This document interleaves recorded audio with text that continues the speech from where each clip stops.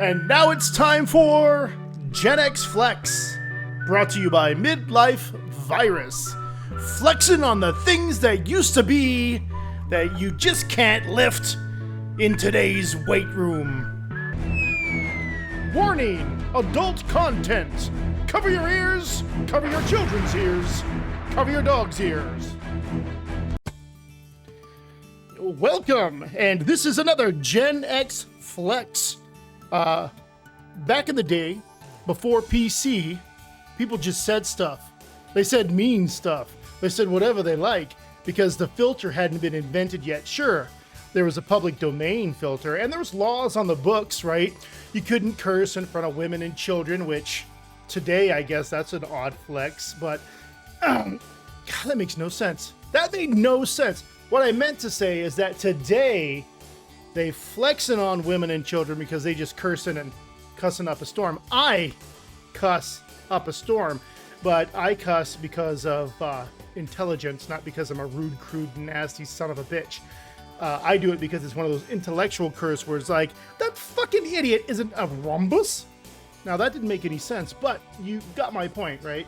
So one of the Gen X flexes that we have from our generation is that we grew up without filters.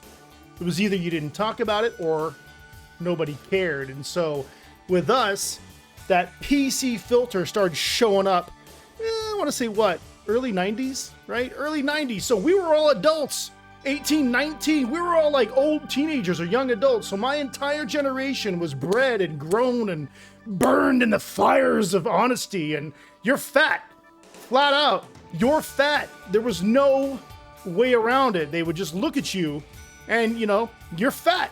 Or, you know, heaven forbid, worse. I heard a lot worse growing up. But what it does is it proves that age-old adage that sticks and stones can break my bones, but their words, they'll never hurt me. That accent is completely imaginary. I live in the middle of nowhere, so I don't really run into a lot of foreign accents. So anyway, enjoy that. But my point is, being brought up in the hellfires of honesty and, you know, just flat out, I got you, you son of a bitch. That makes a person kind of, you know, self-reliant because you don't have somebody in your corner all the time. Now, having somebody in your corner all the time is amazing, and that's a thing. But the world at large is not in your corner. Matter of fact, the world won't adapt to you. It's up to you to adapt to the world. You're supposed to be able to pivot. And that's one thing that Gen X can flex about, is that because we're the Latch Key generation, pretty much just forgotten. And it's not like we're playing the victim. It's not like we're like, oh no, we were forgotten. No, we were partying. When you don't have, you know, supervision, you get to do stupid stuff and build tree forts and pretend that, you know, it's an alien holocaust or whatever. You get to do stuff. I rode my bike for miles and miles and miles and miles. And I remember a few months back when I was showing my children the extent of what I did in my hometown. They were like, holy shit, what? And I was like, well, you know, that's what neglect looks like. There's a silver lining to neglect. And I guess that's our flex. Is sure, neglect is terrible, and it affects the mind in all kinds of ways that we have yet to uncover. You know, the baubles of the mind are just things in the closet. But there are silver linings, and because of my history and what I've uncovered, there's a lot of silver linings. And I guess that's what you gotta do, is you gotta flex on that. So that's a Gen X flex that we've got. Because there was no PC filter, because there was no supervision, we had to learn to adapt, to pivot. We have a more open and free outlook on life because neglect, another silver lining of neglect is that you're not indoctrinated as much. And that's a thing too. We weren't under constant barrage of indoctrination. You know what I mean? The boomers were busy doing boomer stuff, and that's a whole nother episode. Me and my tirade against boomers. I love boomers. They brought blessings unto the earth, but at the same time, they had their ill-fated, you know, perceptions, and they made mistakes just like we all do.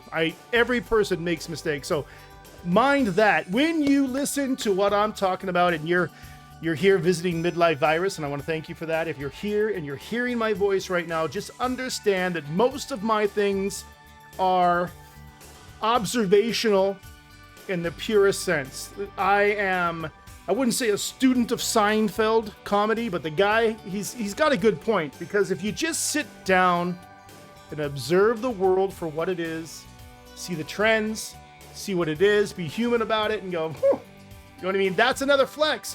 That's a flex of my generation. You got enough time on your own, enough unsupervised, unmitigated, undirected time on your own that we just got to figure it out, which is the beauty of the human condition. You need to remember that. That in itself is a flex.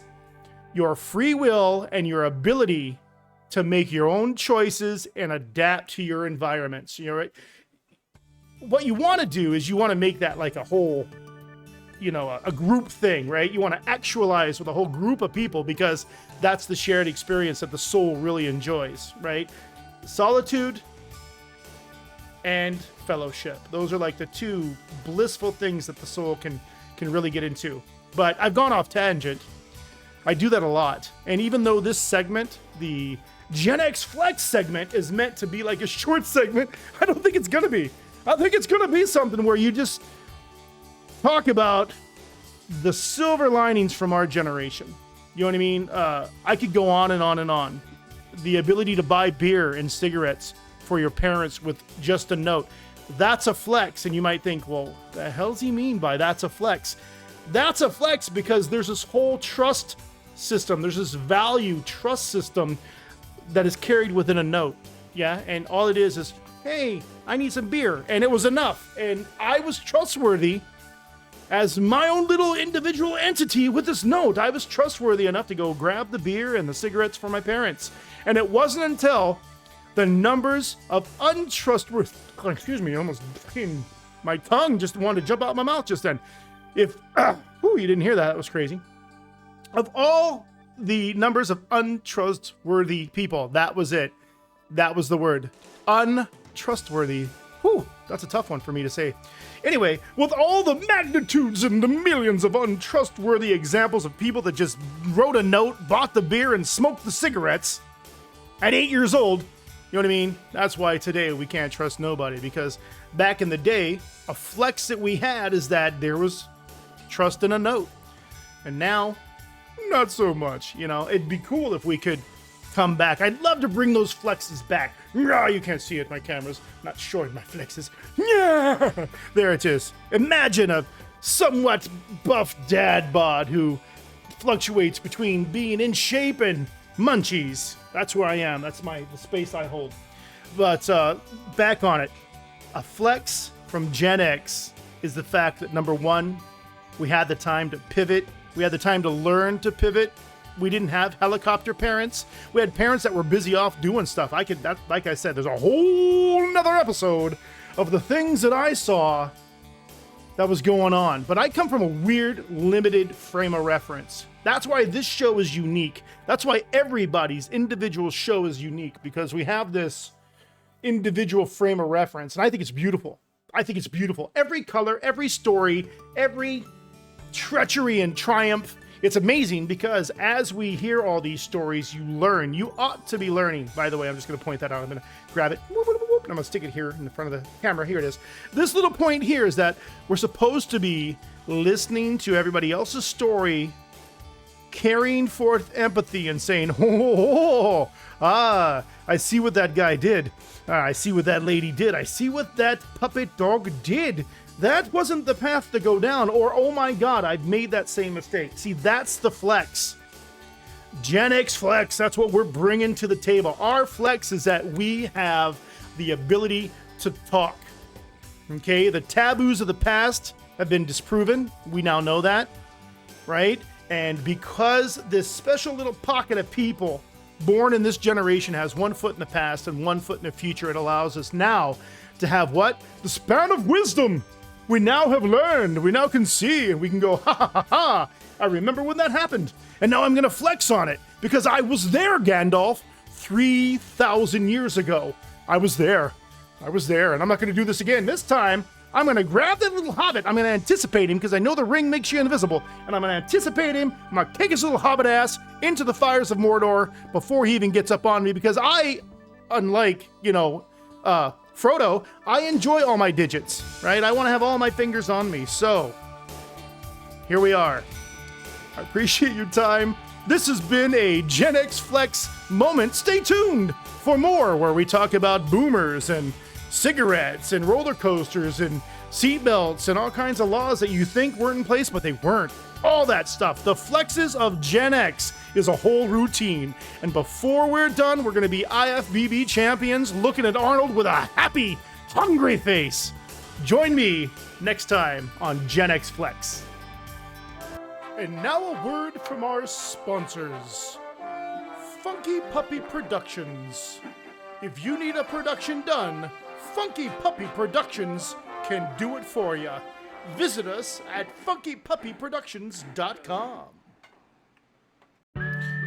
This has been another Gen X Flex from Midlife Virus. Check us out at midlifevirus.com and join us next time.